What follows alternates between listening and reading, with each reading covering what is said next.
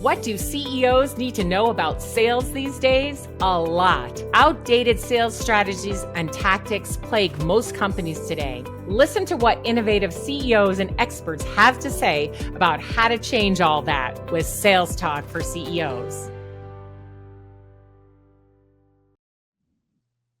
Welcome to Sales Talk for CEOs. Just me today talking to you about things that I think are really important for CEOs to know. And today I want to talk about the role of CRO, Chief Revenue Officer. Now, this is an interesting role. It's come into the forefront not too long ago. And it's an important role, but not everybody is ready for a CRO. So I have a lot of things to say about the CRO role, that some of which people will agree with and some maybe they won't. But I think it's important to just kind of examine and explore what this role is. So let's take a little step back and see where this came from.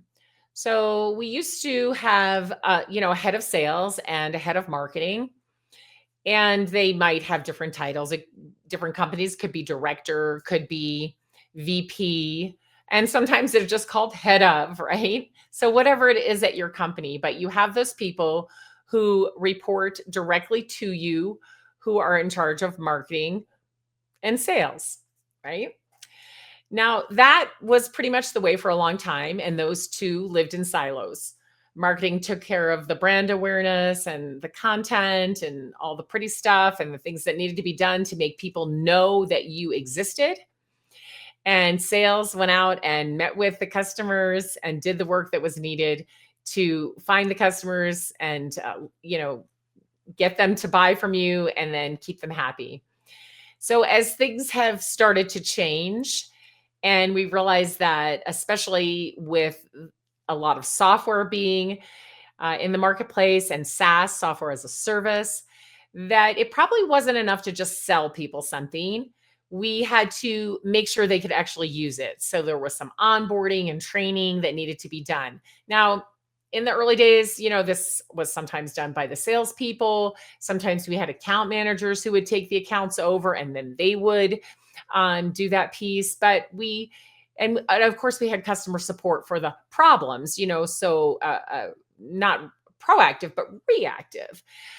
But then it became obvious in this world of selling things that we wanted to have on a subscription basis, or have easier renewals, that we were going to need to have somebody who really tended to the customer's needs, more than support, more than reactive, but proactive outreach, right? And we called those customer success managers, and they came into the picture as well.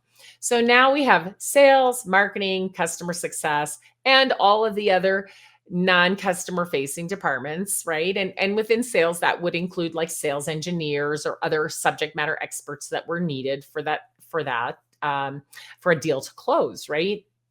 So if you started to look at, okay, now we have a leader of marketing, a leader of sales, and a leader of customer success. Wow. The problem is that we are all focused on the same thing, the customer, but we are not aligned in our approach. And when we're not aligned, then it's hard for our customer to buy from us.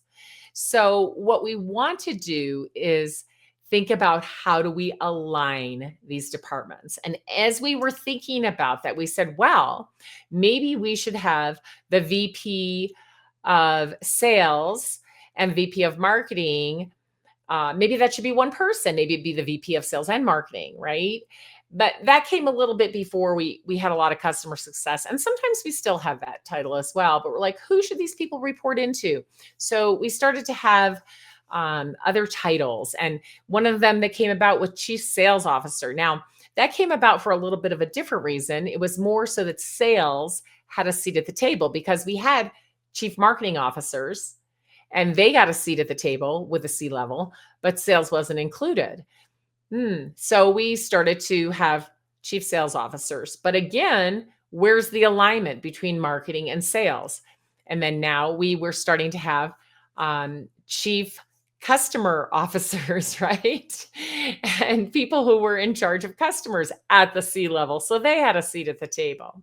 So now we're getting a lot more C-level people and still no alignment, right?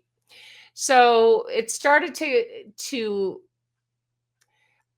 appear to people that this problem needed to be solved. So how do we get these departments to align? Well, instead of having separate leaders, we would have one leader, and that would be a chief revenue officer. They're in charge of the revenue, right, that comes in from customers. And so sales, customer success, and marketing would all report in to this C-level person so that they could ensure the alignment. Now, that's an interesting thing. At that level, a person who has that title, Chief Revenue Officer, would have to understand sales, understand marketing, understand customer success. It's highly unlikely that a person would have worked in all three of those fields, though. So coming up with that experience is an interesting thing. And then they also need to have um, finance experience because they have to understand how the revenue comes in and how sales, marketing, and customer success impact that revenue and how that needs to feed into the CFO and all of the other departments and all of the revenue and expenses. So they have to have some understanding of finance. That again is a hard one to find, right? So most people who come up from marketing or sales or even customer success may not have that finance background that's needed to really look over the whole picture and understand it clearly and understand how to allocate the resources needed, right, to get the results. So you're looking for a person who has all of this wound up into one. And that's an interesting thing because way before this, right, it would have been the CEO who is responsible for all of this. And a CEO typically doesn't come from sales, marketing, or customer success. They come up out of other departments. So it's interesting to look at this position now, CRO, and understand what it is today.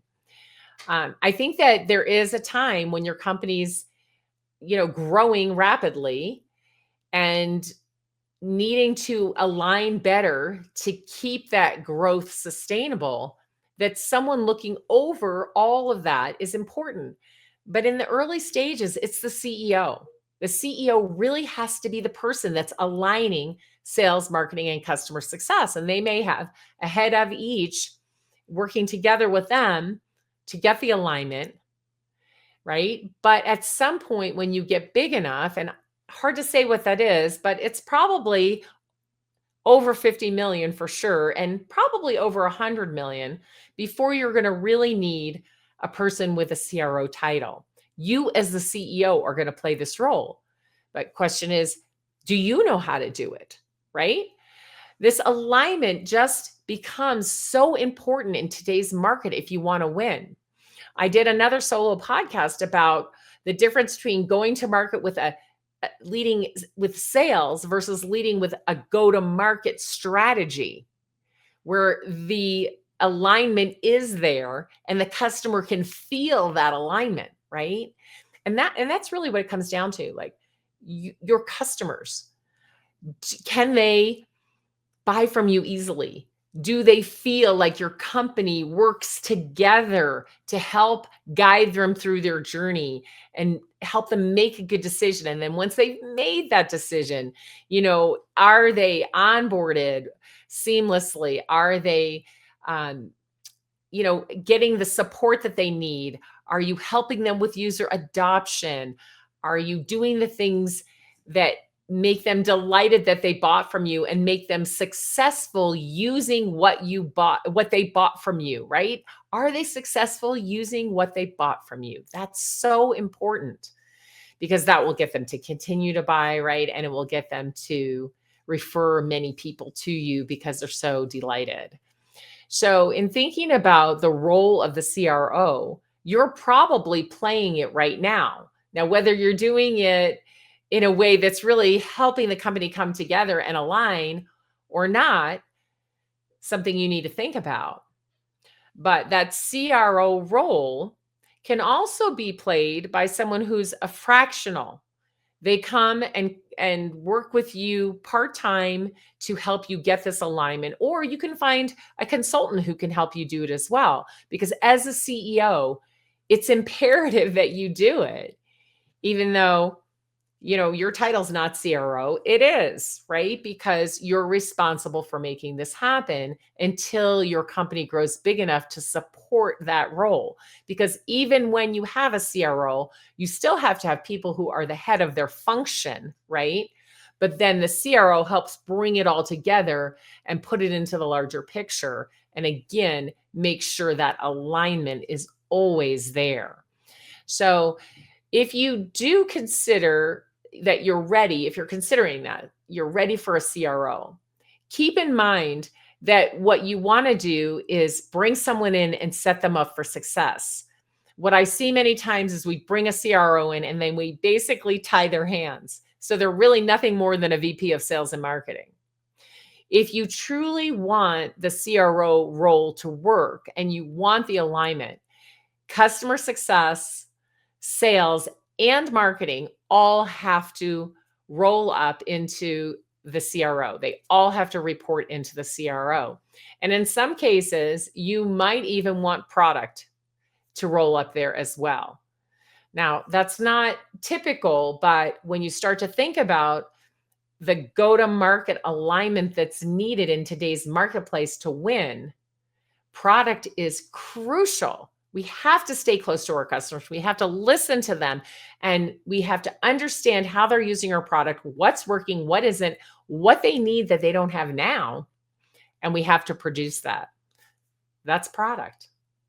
So thinking about that role of CRO, are you ready to hire one or not? And if you're not, who is playing that role at your company right now and ensuring that alignment that's going to help you win in this market?